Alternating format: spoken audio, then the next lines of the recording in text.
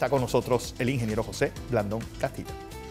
Buenos días, Fernando. Buenos días. Buenos días a toda nuestra audiencia. Oiga, recordando al doctor Gorgas, para esa época, Panamá, él diseñó una política de saneamiento y que tuvo un impacto tan grande que a lo largo de nuestra historia, nuestro sistema de saneamiento y de lucha epidemiológica ha sido uno de los más fuertes de este continente. Sin embargo, durante las últimas décadas hemos descuidado tanto que volvemos a tener el problema con el mosquito. Sí. Porque aquellas campañas que se hacían con los estudiantes cuando había la sanidad pública, que iban de casa en casa, con todos los cazamosquitos nacionales y permanentes, ha disminuido. Hemos pasado de la medicina preventiva, que es la salud pública, a la medicina curativa, que es construir hospitales. Bueno, antes estos hombres vestidos de caqui que andaban por el interior, Sí, recogiendo y echándole aceite a los pozos. Y además involucraban a todos los estudiantes, a nivel nacional. Y no se le pagaba nada a nadie, para que estemos claros en eso. Nosotros tenemos una gran historia en materia de la lucha. El 11º territorio más salubre del mundo en materia de fitosanitaria. Nosotros. Bueno, hoy vamos a tocar varios temas. La primera cosa que quiero hacer en el día de hoy es recordar a uno de los grandes talentos políticos de nuestro país que nos dejó, Jorge Rubén Rosas. Usted sabe que él era abogado, pero él era autodidacta. Sí, sí. Y él ha sido uno de los pocos, creo que es dos en Panamá, que sin haberse pasado por la universidad, le dieron la idoneidad como abogado. Una persona que yo la describo como un hombre que era como un océano del pensamiento, porque su pensamiento era profundo, pero era un hombre muy respetuoso incluso de quienes estaban en contra de él. Y yo lo conocí mucho, muy a profundidad cuando estábamos discutiendo esto de la repartición de las curules, porque él era partidario de que la teoría constitucional establecía que la representación debía ser proporcional y la repartición de curules por cocientes para el partido más votado eliminaba la proporcionalidad en las votaciones. Y él preparó grandes escritos sobre esto, fue ministro de Trabajo, fue un gran dirigente político, pero sobre todo una gran persona. Una gran persona. Sobre todo, su paso por el Ministerio de Trabajo en un momento crucial y sobre todo un momento en el cual, posterior a la invasión, los ánimos estaban muy caldeados. Es decir, todo el mundo estaba tratando de buscar espacio, sindicatos, empresarios, y yo creo que el hecho de poner a Jorge Rubén Rosas como ministro de Estado fue algo que le dio una paz social necesaria después del trauma de la invasión. Y fíjese la calidad de hombres que estaban ahí, porque también estaba él y estaba Mario Galindo. Y Mario Galindo, que precisamente ayer le dieron un homenaje a uno de los grandes talentos intelectuales de este país, que es Mario Galindo. Bueno, ahí estaba esa generación que nos precedió a nosotros y que nos enseñó tanto. Y lo interesante de todo esto es ver a Jorge Rubén Rosas hablar de Mario Galindo y saber de que ellos eran miembros de un partido que ahora ni pincha ni corta. Sí, lo raro es que un proyecto como el Molirena, que era, uno decía, tú das 2 patadas y del Molirena puedes sacar 2 o 3 gabinetes, ahora mismo no puedes sacar ni siquiera corregidores para la provincia de una comarca indígena. Bueno, no solamente es el Molirena. No, pero digo, es que el deterioro mayor es, hablando de dos figuras centrales del Molirena, ¿dónde se fue ese talento humano? Bueno, para don Jorge, solo mueren a los que olvidamos. Exacto. Y expreso mi solidaridad, mis sentimientos a su familia y particularmente a su hijo Jorge Alberto Rosas, que es diputado de la República, en un momento difícil. Sí. Porque no solamente pierden ellos su familiar, él su padre, es que el país pierde un gran ciudadano. Bueno, a Temi también, a Temístocles Rosa. Exactamente, a toda la familia. Panamá está de luto, perdimos un gran hombre. Ahora quisiera reconocer algo que pasó ayer y que debemos tenerlo. Te escuché al principio del noticiero decirlo. Es que en el día de ayer nos enteramos de que Panamá pasó la prueba en OCDE, particularmente en lo que se llama el Foro Global de Transparencia y de Cooperación Internacional de Cooperación Tributaria, que nos permitió que de aquí hasta el 18 nos dieron una calificación provisional, pero positiva. Ningún país nos puede incluir en la lista negra. Y el 18 será la calificación definitiva. Pero creo que el país ha hecho un gran esfuerzo. El Ministerio de Economía y Finanzas ha hecho un gran esfuerzo. El ministro Dulcidio de la Guardia y particularmente el director de... Publio Cortés, el director de la DGI, director general de ingresos, que estuvo pendiente de todas estas conversaciones, de todas estas negociaciones, y que la importancia de eso es que eso quita un elemento negativo sobre la economía panameña y le da perspectiva positiva de mantener el grado de inversión de Panamá, que además hace que el costo del dinero, tanto para empresarios privados como para la inversión pública y para nosotros, sea más barato. De manera que esto es un éxito que debemos compartir todos y que nos afecta positivamente a todos aquí en Panamá. Estas dos cosas las quería decir de principio. Un rápido vistazo al mundo internacional. Oiga, usted sabe que el presidente Trump fue evaluado mundialmente y resulta que la evaluación de él es la peor de todos los gobernantes del mundo. La evaluación del presidente Trump es de 22%. Negativo. No es positivo. Compárelo contra Obama, que salió de la presidencia hace 4 o 5 meses con 67%. O sea, no le llega ni al tobillo a Obama en materia internacional. La dirigente mejor calificada en el mundo en este momento, ¿adivina quién es? Angela Merkel. La canciller alemana Angela Merkel, que ha demostrado su talante y su talento. Como canciller, diplomática y dirigente más importante. Ella ha convertido a Alemania en una de las naciones más poderosas del mundo. En la historia alemana nunca había alcanzado tanto poder y tanto prestigio Alemania. Bueno, tanto poder sí, pero prestigio. El problema era ese. Alcanzaban poder, pero no prestigio, que no son dos cosas muy distintas. Pero aquí la alcanzó simultáneamente. Aquí alcanzó las dos cosas al mismo tiempo. Y esto lo traigo a colación porque, pensando bien, las 5 meses de Trump se parecen mucho al gobierno de Nixon. Usted se leyó la obra de Bernstein y de Woodward, Todos los hombres del presidente. Bueno, dice Oliver Stone, el gran cineasta norteamericano, productor. Que hizo la película de la biografía de Nixon. Exactamente. Y que además tuve el placer de conocerlo porque quería hacer una película sobre Panamá y vi muchas veces sobre Noriega. Y un hombre bien interesante. Bueno, dice él que la única cosa que de verdad Nixon y Trump tienen, el odio que los dos tienen a la prensa, a los medios de comunicación. Pero hay ciertas cosas que son similares, pero cosas que son diferentes. Nixon viene de una historia política. Sí, sí, es un animal político. Él era abogado, cuáquero. Él fue representante de la Cámara, fue senador, fue gobernador, vicepresidente. Trató de ser gobernador, fue 2 veces vicepresidente. De Ike Eisenhower. Compitió contra Kennedy cuando Kennedy nació con ese encanto bostoniano, un hombre de derecha hablando de derechos humanos. Le ganó en un debate, perdió con Kennedy y después ganó 2 veces. Pierde por 100.000 votos con Kennedy. Fue una contienda bien estrecha, pero vuelve a la campaña y gana a McGovern y a Humphrey y después a McGovern. Ampliamente y renuncia por el escándalo Watergate.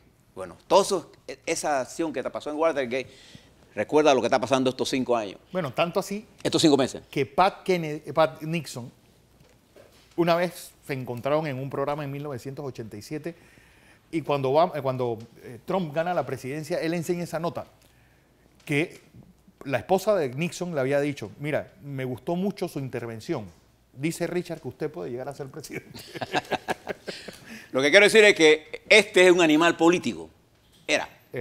El señor Trump es lo más lejos de un animal político. Sí, dicen, más de animal que de político. Dicen que parece un extraterrestre que nació en la luna porque él es un millonario, prepotente, acostumbrado al éxito económico, etcétera, etcétera. Y además, con poca capacidad de maniobra política, está comenzando a aprender, pero es difícil cuando usted tiene un poder tan grande, aprender desde una presidencia tan poderosa. Eso es peligroso. En un mundo tan complicado. Tan complicado. Más que con 70 años son pocas las cosas que uno aprende. Sí, al loro viejo no da la pata, dicen en mi pueblo. Bueno, en Brasil la situación, le voy a traer a Brasil porque mire lo que pasa en el Congreso brasileño. El señor Temer, la acusación que le dan pasa al Senado. Bueno, usted puede estar seguro que ahí va a salir bien. porque todos los que están ahí están metidos en lío. De manera que incluso él va a imponer el nuevo fiscal. El nuevo, tiene que pasar todavía por la ratificación. Él la escoge y la somete a la certificación y aprobación del Congreso de ese país. Y la situación, Brasil entra en una huelga general en estos días, así que tenemos un Brasil revuelto. Muy revuelto. Volviendo al plano nacional. Hoy estamos apenas 2 días de que termine el tercer año de gestión del presidente Varela. O sea, el viernes 30, mañana, se cumple el tercer año de gestión del presidente Varela. Y vamos a analizar eso en el transcurso de los próximos días, no hoy. Pero ese abre el espacio ahora para qué va a pasar este sábado. En 2 cosas importantes. 1, la correlación de fuerza que se expresa en la Asamblea Nacional. Y 2, ¿cuál será el mensaje que el presidente Varela, en medio de una situación tan compleja, nacional e internacionalmente, le brinda al país? Y vamos a lo primero. El primer indicador que nos dice a nosotros por dónde va la cosa fue lo que pasó ayer en el PRD. Sí. Porque había 2 candidatos que realmente se la estaban disputando, que era Vinicio Robinson y el diputado Panay. Y ninguno de los 2 salió, y sale el diputado Mota de Puerto Armuelles. Lo que me hace pensar, y a la reunión de ayer dejaron de asistir, creo que 5 o 6 diputados. 5 diputados. ¿Qué significa esto? Bueno, que en el PRD no hay consenso. Y que la elección va a ser el pulseo característico. Y yo puedo predecir con bastante grado de certeza que el gobierno tiene amplia capacidad y músculo, músculo de todas clases, para buscar una dirección en la Asamblea que le permita al gobierno controlarla y gobernar, particularmente el 4º año del presidente Varela, que enfrenta serios retos. De manera que para mí lo del sábado es una mera trámite, porque ya el trámite de verdad está a punto de culminar en el día de hoy o mañana. Siempre hay un forcejeo de última hora, cuanto menos, cuanto más. Pero para mí esto es un problema sellado. Pero, ¿qué es lo que está en el fondo de esto? Ha habido una tendencia en los partidos políticos, Fernando, a descansar mucho en qué hacen o no hacen sus diputados. Pero en realidad, la vida de un partido es mucho más allá de su asamblea. Si los diputados deciden votar o no con el gobierno, si se hacen oficialistas o no, es inmaterial, debiera ser inmaterial a la vida del partido. La mayoría de los presidentes, incluyendo el propio Ricardo Martinelli, él ganó las elecciones cuando tenía 2 diputados y uno de ellos se pasó para otro bando. Y Mireya Moscoso ganó las elecciones cuando la mitad de su bancada se fue para otro lado. Más. 4 de 19. De manera que la Asamblea y su hermenéutica de manejo no es un reflejo claro de lo que va a pasar en el proceso electoral. Sin embargo, los partidos gastan e invierten tiempo en tratar de influir en la Asamblea de Diputados, cuando ese es un órgano del Estado que, por como está diseñada la Constitución, está subordinada literalmente al órgano ejecutivo. Como está diseñada la Constitución, el poder de la Asamblea tendría, si una Constitución le permitiera a ella, a esa Asamblea, aprobar, improbar o modificar el presupuesto. La Asamblea no tiene ningún peso. Y la otra es la fiscalización. Si le permitiera y ellos se respetaran la decisión de que uno de los factores una de las labores de la Asamblea es la fiscalización. Y para hacer la fiscalización necesitan escoger el contralor. Pero el contralor que está hoy no es el producto de lo que quería la Asamblea. No. Fue la imposición del Ejecutivo. Y lo fue en el anterior y ha sido siempre así. Hasta que la Asamblea pueda decidir quién es el contralor, porque el contralor está puesto por la Asamblea. Es un empleado de la Asamblea. Sí, forma parte de la estructura de fiscalización de la Asamblea. Pero es escogido e impuesto por el Ejecutivo en este gobierno, en el pasado y en el que le antecedió. Y esa renuncia tácita al poder es lo que hace a la Asamblea un instrumento del Ejecutivo. Entonces, cuando no ocurre esto, la Asamblea se vuelve populista. ¿Y por qué la Asamblea es como es? porque es allí donde se concentra lo más puro, la esencia del clientelismo. Ahí está, el perfume del clientelismo en su frasco más concentrado. Está ahí. Está ahí. ¿Por qué? Porque los diputados son los hombres y mujeres más cerca de la población. Y continuamente el diputado llega a su circuito electoral, le están pidiendo cosas, entonces él aprovecha para esas cosas que hay y pedir cosas más para él. Entonces esa relación de diputado casi como representante de corregimiento y con partidas y con influencia y con dádivas es lo que ha hecho que el sistema dentro de la asamblea se corrompa. Porque esta no es una asamblea para dirigir. Además, el sistema de escogencia por circuitos electorales impide que los partidos postulen a sus mejores talentos políticos. Como por ejemplo sería diputados por lista, donde el partido pone la lista y si este partido tiene, por voto tiene derecho a 20 diputados, los primeros 20, y lo que hacen los partidos, ponen sus mejores cuadros para tener una asamblea de calidad. Claro. ¿Dónde se expresa el otro poder? En el poder local. Allí sí van los que tienen valor en la vida local. Entonces, ¿qué ha pasado a la asamblea? La asamblea ha pasado de ser un organismo de carácter nacional, ya no lo es, para convertirse en un organismo de carácter de política local. Y en la oficina más cara de la presidencia. Sí, es exactamente. Y ha desplazado del poder a los representantes de corregimiento, que ahora con la nueva ley de descentralización comienzan a tener más poder. Y fíjese lo que debe pasar en este país. Nosotros necesitamos gobiernos locales fuertes, alcaldías y representantes, fortaleciendo los fondos de la descentralización y asambleas que se encargue de legislar, punto. Con diputados nacionales con calidad de entender el contexto nacional donde la nación se desarrolla.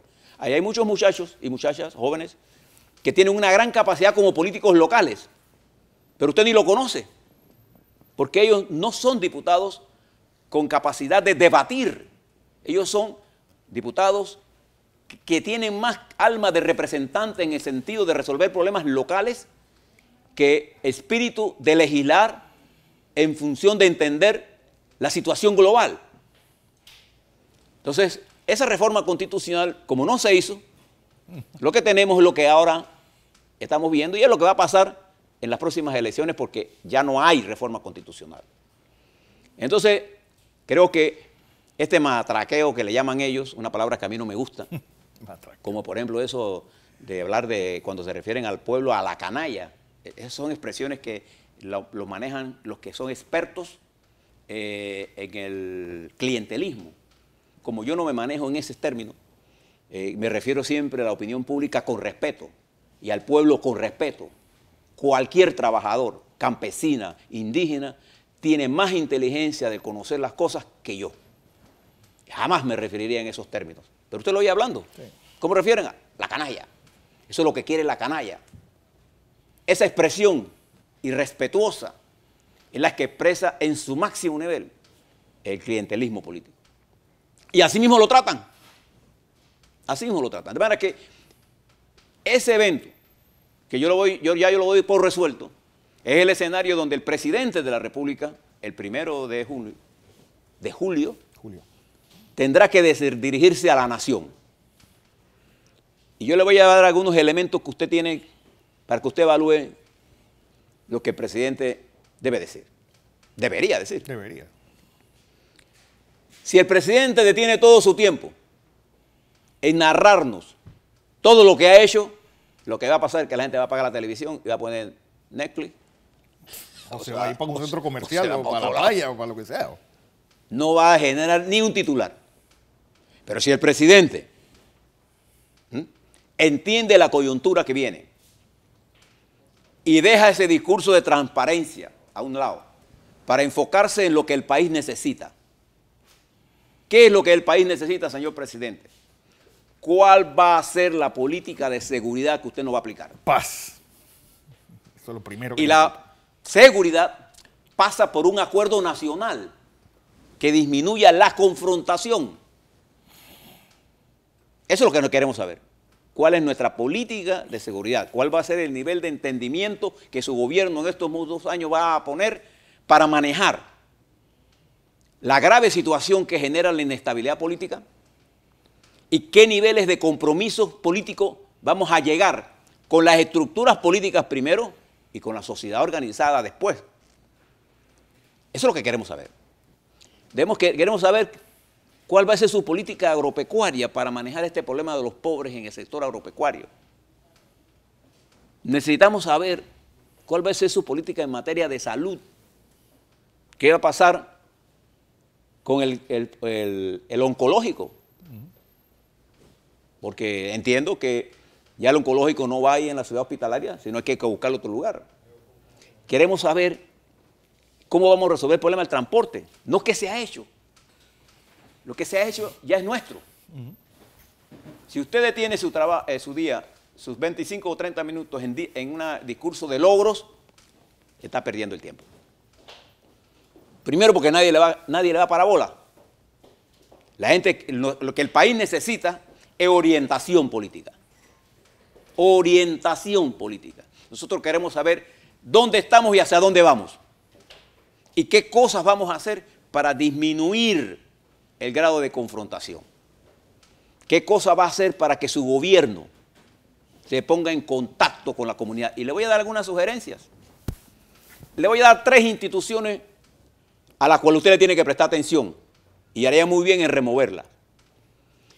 La autoridad de la ATT constituye una de las entidades más ineficientes que este país tiene.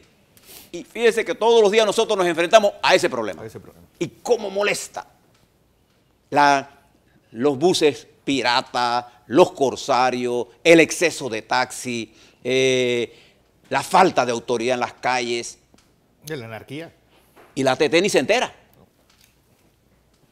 El otro problema, el IDAN, el agua. Usted tiene que hacer un cambio en esa dirección.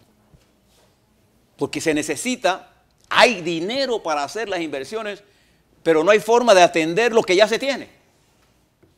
Se dañan las cosas, se pierden. Chorrera, Arraiján, San Miguelito, Panamá, el interior. Y estamos construyendo más plantas. Yo no entiendo. Yo no veo a la dirección del IDAN. Hay que modernizar el IDAN. Hay que dotarla de una ley, pero de consenso con los trabajadores del IDAN. Entonces ese es el segundo elemento importante. El tercero es qué está haciendo la autoridad de los servicios públicos, que ese es otro funcionario que usted debiera votar de ahí. ¿Por qué? Porque ese controla la calidad de los servicios, tanto del agua potable, telefonía y servicios conexos como internet, que es un desastre, y eléctrico, que es otro desastre. Él es el responsable, esa autoridad es la que debe dictar pautas para el cumplimiento de los acuerdos pactados entre operadores y usuarios del sistema. Pero eso no funciona, eso responde a los intereses de alguien en específico y usted sabe quién es. Entonces, estos 3 simples cambios le darían a la gente una idea de que hay un cambio de rumbo. Y la gente quisiera ver al presidente conversando con los empresarios, con los trabajadores, con los intelectuales, un compromiso suyo de consultar a la intelectualidad de este país, que está ávida de participar, pero que no le abrimos espacio. Este gobierno ha pasado más tiempo en las comarcas que en discutir aquí en la ciudad con la mayoría de la comunidad. Observe cuántas veces se han hecho giras y reuniones en las comarcas que no se lo merecen, sino que le estamos aplicando a las comarcas el modelo nuestro, no el modelo de ellos. Es la concepción mesiánica de nuestra, de que somos nosotros, que somos nosotros los colonizadores y que le vamos a decir a los indígenas cómo deben vivir y cómo deben de salir de la pobreza, en vez de tener el modelo de ellos para impulsar nuevas formas que respeten la identidad de los indígenas. Estamos abriendo carretera, porque es que la carretera es la carretera. Sin embargo, no le hemos construido los centros de salud. Y las escuelas. Y las escuelas, que eso es lo que debemos hacer. No le hemos ayudado a reconcentrar las poblaciones y a proponer modelos económicos locales con el apoyo, con la participación de ellos, que vea de abajo hacia arriba. Entonces, fíjense, cosas sencillas. ¿Y por qué necesitamos estabilizar el país? Porque viene una confrontación global. Entonces, nosotros queremos ver si el discurso del presidente, si usted comienza a oír que construimos tantas carreteras, que todo lo hemos hecho con transparencia, señor presidente, el hablar de transparencia no le hace que la gente crea de la transparencia. Lo que usted no tiene en este momento como gobierno es una política de comunicación. Es otra cosa que usted deberá cambiar. Ni de credibilidad. ¿No? ¿Por qué? Pues claro, porque la credibilidad tiene que ver mucho con el nivel de comunicación y cómo lo que usted dice se compagina con lo que la gente... Hay que decir las cosas en el ambiente adecuado. Los actos formales a los que usted participa, esos gabinetes llamados participativos, son meros actos aislados de la discusión y del debate. Son actos culturales, eso. Sí, son actos prehechos, en los que no hay una verdadera participación, no hay crítica, no hay propuesta de abajo hacia arriba. Y yo creo que usted tiene muchas cosas positivas que mostrar. Pero esa la tiene que buscar con mecanismos nuevos. Sus ministros viven escondidos. Observe, haga un listado. ¿Cuántos ministros suyos salen a defender la gestión? ¿Cuántos están en el debate? O usted no los deja, o ellos los han abandonado. Los ministros no están en el debate. No van. No van a los foros, no van a las provincias, no hablan por radio, no hablan por la televisión. Y le voy a decir algo. El ministro que no está en la televisión, no está en la radio, para la población no está trabajando. Si no lo quieren entender, allá ustedes pues. De manera que vamos a tener 2 eventos simultáneos el sábado. El primero no le doy nada más que más de lo mismo, profundizando los problemas que tenemos. Pero ¿cuál es la agenda que viene, señor presidente? Mire todos los casos que tenemos nosotros. Tenemos por resolver todo el enmarañado judicial que ha creado todos estos casos. Esto viene. Y le advierto, terminado el 4º año, aquí no va a haber fiscal que se atreva a tomar ninguna decisión porque en los próximos 12 meses viene un nuevo gobierno. Estamos claros en eso. Y la Corte comienza entonces a cambiar, no sé, como cambian los camaleones, esperando para ver quién es el próximo que se parece a presidente, porque ya el presidente Varela, terminado el 4º año, huele a expresidente. Y qué mal huelen los expresidentes. No se engañen. Entonces, tenemos el caso de Odebrecht, que va a requerir una atención especial para manejarlo. Tenemos que elevar el nivel de credibilidad del Ministerio Público, para que gane respeto en la opinión pública y pueda el sistema funcionar de acuerdo a los mejores intereses del país. Pero sobre todo necesitamos cuidarlo hasta donde hemos llegado, que puede ponerse en riesgo por los altos niveles de confrontación que estamos haciendo. Usted tiene que hablar. Usted se fue al Senado de los Estados Unidos y habló con la oposición y el gobierno de los Estados Unidos. ¿Por qué usted no puede, en vez de utilizar intermediarios que no tienen la capacidad, usted directamente hablar con los partidos políticos abiertamente y públicamente? Sí. ¿Qué fue lo que hablaron en Estados Unidos? Sí, no tiene usted que esconderse ni creaciones clandestinas, no, hablar abiertamente. Este país no está entrampado en una lucha tipo Venezuela. Este país lo que quiere es tranquilidad, paz. Quiere que el presidente coordine, hable, discuta, escuche, ajuste. Si lo que se equivocó, usted se equivoca. Todos los que hacen tienen que equivocarse. Equivocarse no es un problema. Además, no hay ninguna ley que dice que cuando usted mete la pata la tiene que dejar dentro. No hay ninguna ley.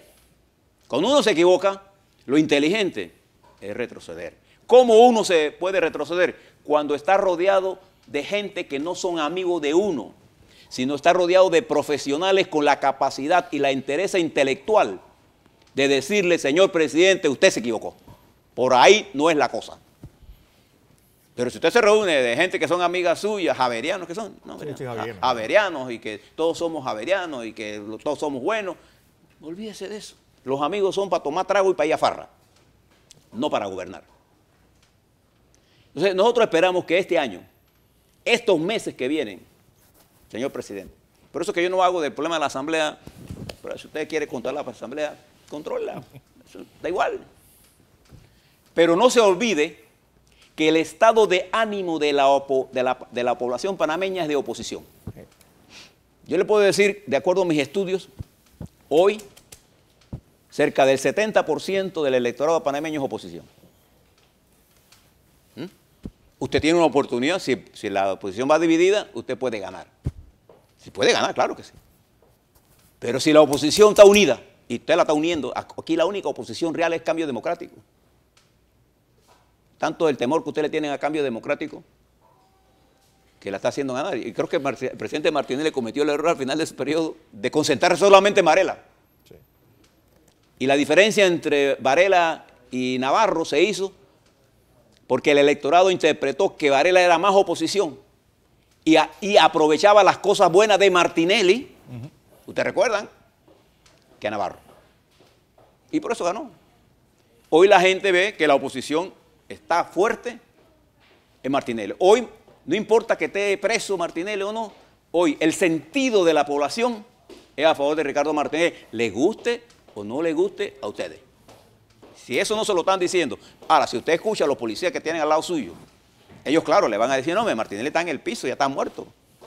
Crea eso. Entonces, finalmente, nosotros le vamos a conversar sobre todas estas cosas. Aquí van a haber muchos balances. Aquí hay gente que está diciendo que este país está liquidado. No, yo fíjese lo que le voy a decir. Termino con esto, Fernando. Nosotros, como panameños, a lo largo de todos los años, hemos construido un modelo económico viable. Es tan viable que es capaz de resistir toda la incapacidad política de todos juntos. Mire qué viable es el modelo de todos juntos. Condenado al éxito. Sí, nosotros estamos condenados al éxito porque desarrollamos un modelo. Porque nuestras generaciones anteriores, incluyendo a don Jorge Rubén Rosas y a don Mario Galindo y a todos, y a Omar Torrijos, a Nufo Arias, hicimos para que toda nuestra riqueza estuviera en nuestras manos y no elevamos y ni creamos un mecanismo extremista de nada. Y tenemos ahora mismo una nación con una potencialidad de desarrollo. Tenemos eso. Bueno, eso es lo que tenemos que proteger. Para definir el poder, fíjense que la contienda de marzo a mayo, en 45 días definimos quién es el próximo presidente. Pero ahora tenemos que defender, y por eso traje la noticia de la OCDE primero, porque eso es lo que tenemos que hacer. Pero en los meses que vienen, la tormenta política que se está desarrollando, el tsunami que viene, se puede detener en la medida en que haya mayor cantidad de consenso y en medida en que el presidente de la República, que es el líder de la nación en este momento, entienda cuál es su rol y que tiene que hacer ajustes, tanto en su gabinete como en la conducta política. Y tiene que tener un grado de humildad para no creerse el dueño de la verdad. Si en su gabinete no le hablan así. Bueno, en los gobiernos que yo participé, hablábamos así. Y es la única forma de poder empujar en el camino correcto. Porque todos los presidentes se equivocan y usted se equivoca. De manera que yo le digo todas estas cosas, pero yo espero que este domingo, este sábado, podamos hacer un análisis muy sesudo de ese extraordinario discurso que el presidente nos va a dar, que nos preste la guarilla para poder alumbrar el sendero de la patria, porque no hay camino, se hace camino al andar. Así es, esa frase machandiana.